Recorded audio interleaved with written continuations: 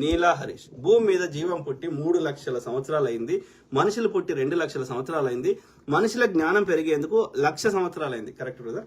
మతాలు పుట్టి 50,000 సంవత్సరాలు అయిందో కాదో తెలియదు.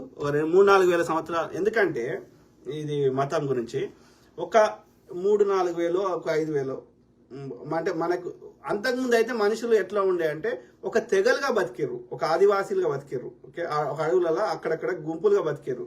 ఆ తర్వాత నుంచి ఒక పట్టణాలుగా, ఒక టౌన్స్గా ఇట్లా డిఫరెంట్గా రూపాంతరం చెందింది. సో ఆ తెగలుగా ఉన్నప్పుడు మోస్ట్లీ ఆ కనిపించే సూర్యుడినో కనిపించే భూమినో వాళ్ళ తెగ లోపల ఎవరైనా మంచి పని చేస్తే వాళ్ళనో, వాళ్ళు ఇప్పుడు గ్రామ దేవతలు అంటే ఎవరు, వాళ్ళ తెగలో ఎవరో మంచి ఒక వీరోచితంగా ఇప్పుడు సమ్మక్క సారలమ్మ దేవుళ్ళు అంటున్నారు ఆ వనవాసులు. ఎందుకు అంటున్నారు? వాళ్ళ లోపల వాళ్ళని కాపాడడానికి, వాళ్ళని మంచిగా టేక్ కేర్ చేసి వాళ్ళ గురించి పోరాటం చేసి వాళ్ళ మంచి చేస్తే వాళ్ళు దేవుళ్ళుగా కొలిచారు. గంతే. అద్భుతాలు అయితే, మాయలు అయితే, ఇంకెక్కడి నుంచి అవుతుంది, అదంతా అబద్ధం. మతాలు పుట్టి 50,000 సంవత్సరాలు అయింది. బౌద్ధం, జైనం, శార్వాకులు అంటారు కదా, శార్వాకులు, లోకాయతులు, శైవ మతం ఇట్లా ప్రాకృతిక దేవుళ్ళను మాత్రమే నమ్మేవాళ్ళు. Correct brother. నమ్మేవారు. నా యొక్క అంచనా ప్రకారం ఈ బ్రహ్మ విష్ణు అనేటోడు ఆ యొక్క ఆర్యులు తీసుకొని వచ్చారు. ఈ శివుడు లేదా బుద్ధుడు రెండొకటే. నేను బుద్ధిజంలో కూడా అది ఇక్కడ నేపాల్లో చాలా 1,000 విగ్రహాలు. ఆయన బోధిసత్వుడు, ఆయన పేరు శివారెడ్డి, ఆయన కర్నూలు ఆయన. సో ఆయన బాగా ఈ బుద్ధిజం రిలేటెడ్ రీసెర్చ్ చేస్తా ఉన్నాడు. సో ఆయన అక్కడ 1000 విగ్రహాలు చూపెట్టిండు. అలా వినాయకుడు కూడా ఉన్నాడు. సో ఆయన చాలా ఇంకా టెంపుల్స్ చూపెట్టిండు. అన్నిట్లలో బుద్ధుని రిలేటెడ్ కూడా ఉన్నాయి అందులో. ఆ టెంపుల్ ఇప్పుడు హిందూ టెంపుల్స్ అంటున్న వాటిలలో. అంటే నేను ఏమంటున్నా అంటే ఈ శైవత్వం రిలేటెడ్ అంతా అది బుద్ధిజాన్ని శైవత్వం అని పేరు పెట్టారు. అర్థమైందా? సో ఈ శైవత్వం అంతా ఈ శైవత్వం అని ఇప్పుడు చెప్తున్నదంతా బుద్ధిజం రెండొకటే. ఈ బ్రహ్మ విష్ణు వాళ్ళు తీసుకొచ్చారు ఆర్యులు. ఈ ఇంద్రుడు, వరుణుడు ఇవంతా వాళ్ళ చెత్త, మనది కాదు. సో అవును బ్రదర్, ఇది నీలా హరీష్ బ్రదర్. ఇంకేమంటున్నారు? బీజేపీ బీఆర్ఎస్ మనువాదులు బత్తాయిలు క్షేత్రానికి అధిపతి అయిన శివాజీ హిందూ మతం అంటారు. కాకతీయులు కూడా హిందువులు అంటారు. నిజానికి వాళ్ళు శైవ మతస్థులు. Correct brother. దాంతోపాటు శివాజీ మహారాజు ఆయనను ఎప్పుడు పరిపాలన చేయనిచ్చారు? ఆయనను చంపేశారు కుట్ర చేసి. ఆ యొక్క అహ్మద్ నగర్కి చెందినటువంటి, ఆయన పేరు మర్చిపోయినా, మహమ్మద్ షానో ఎవరో. సో ఆయన ఎందుకంటే ఆ అహ్మద్ షా కింద శివాజీ వాళ్ళ డాడీ యొక్క మర్సనరీస్ అంటే స్టాండింగ్ ఆర్మీ ఉండేది కాదు. యుద్ధ సమయంలో వీళ్ళు రైతులుగా ఉండేవారు. ఆ రైతులందరికీ ఒక నాయకుడిగా ఉండేవాళ్ళ డాడీ. ఆయన పేరు మర్చిపోతే ఏదో ఉన్నది. అప్పుడు రీసెర్చ్ చేసినా కానీ మళ్ళీ పేర్లు మర్చిపోయినా. సో అయితే శివాజీ వాళ్ళ డాడీ ఆ యొక్క అహ్మద్ షా దగ్గర వాళ్ళకి ఆర్మీ సప్లై చేసేవాడు. అర్థమైందా? అందుకని ఆయన ఏం చేసేవాడు, ఈ యొక్క ఎవరైతే ఆర్మీ సప్లై చేస్తారో వాళ్ళకి ఇంత భూమిని వాళ్ళకి ఇచ్చేవాడు. ఈ భూమి లోపల వచ్చే ట్యాక్స్ కొంత నాకు గట్టు, కొంత నువ్వే తీసేసుకో అని చెప్పేవాడు. ఎందుకంటే అదొక ఏమంటారు, వీళ్ళని పోషించడానికి, అట్లనే ఆయనకు ఒక రివార్డ్ లాగా. ఓకే, ఆయన చేసిన కృతజ్ఞత లాగా. ఓకే, సో అర్థమైందా? సో ఆ క్రమంలో శివాజీ మహారాజు ఆ తండ్రి దగ్గర ఉన్న ఆ విద్యలన్నీ నేర్చుకున్నాడు.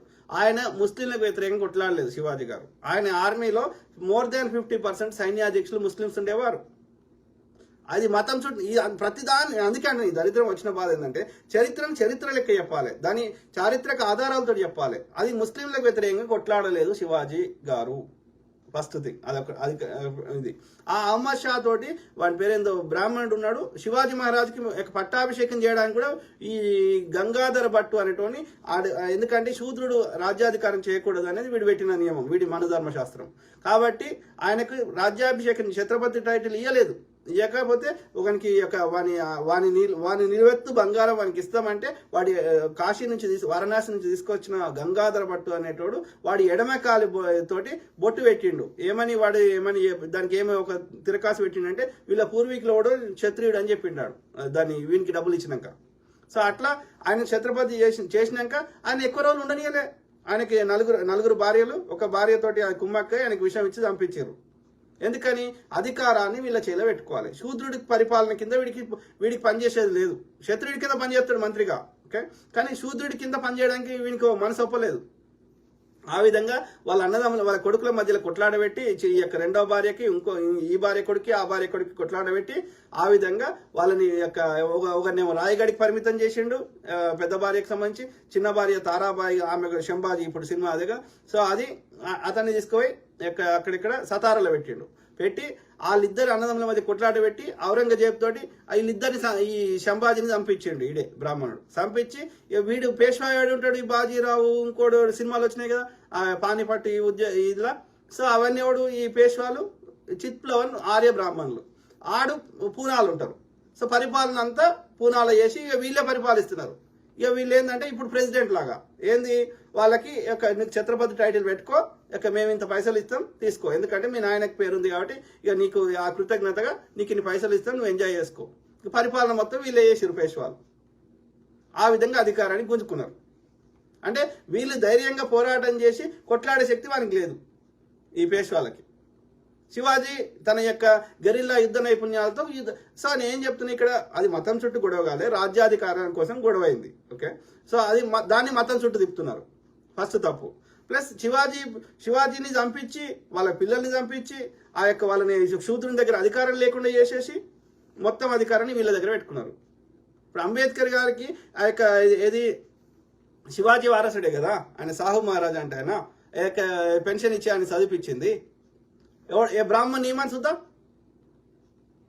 ఆయన అంబేద్కర్ గారు ఆయన ఏది ఆ బోర్డు వెనకాల వాళ్ళ టిఫిన్ డబ్బాలు ఉన్నాయంట, ఆయన జోరతట్టేసి బల్లి ఎండల కూర్చుని పెట్టారు. అరే ఈయన ఇంత ఇంటెలిజెంట్ ఉన్నాడు, ఈ ప్రాబ్లం సాల్వ్ చేయడానికి సమాధానం ఎవరి దగ్గర సమాధానం ఉందంటే ఎవరి దగ్గర లేదంటే నాకు తెలుసు అని అంబేద్కర్ గారు అంటే ఆయన మరి ఇక్కడికి వచ్చి బోర్డు మీద చెప్పు అంటే ఆ బోర్డు వెనకాల ఇలా టిఫిన్ బాక్స్ ఉన్నాయంట. ఆయన వస్తే వీళ్ళకి మైల్ అవుతుంది అని చెప్పి ఆయనను రానియకుండా అట్లా వివక్ష చేసినారు. ఇది ఆ వివక్ష చేసిన వాళ్ళ తప్పు పడతలే నేను.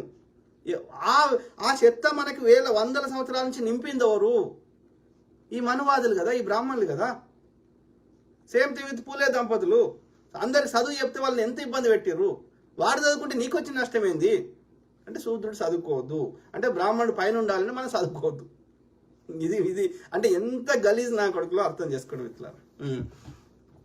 సో అయితే అది మతం ప్రతిదాన్ని వక్రీకరిస్తారు, చరిత్రని వక్రీకరిస్తారు, సినిమాని వక్రీకరిస్తారు. మళ్ళీ ఎవరైనా కేసు వేస్తే అది కల్పితం అని చెప్తారు. చెత్త నింపుతారు, మళ్ళీ కల్పితం అంటారు. అంటే ఒక సిస్టమేటిక్గా మన యొక్క ముఖ్యంగా ఈ యంగ్ జనరేషన్ యూత్కి చరిత్ర తెలియని వాళ్ళకి ఒక సిస్టమేటిక్గా వాళ్ళ యొక్క సబ్ కాన్షియస్ లెవెల్లో వాళ్ళ బ్రెయిన్ వాష్ చేస్తూ ఉన్నారు. అర్థమైందా? అదేంది ఈటీవీలా ఈ శివాజీ రిలేటెడ్ ప్రోగ్రామ్ వస్తుంది శ్రీదేవి డ్రామా కంపెనీలో. లేకపోతే ఎంతసేపు ఈ హిందూ ముస్లిమ్స్ ఉంటే తిప్పాలి. ఒక సిస్టమేటిక్గా యూత్ మనసును పాడియాలి. Very unfortunate.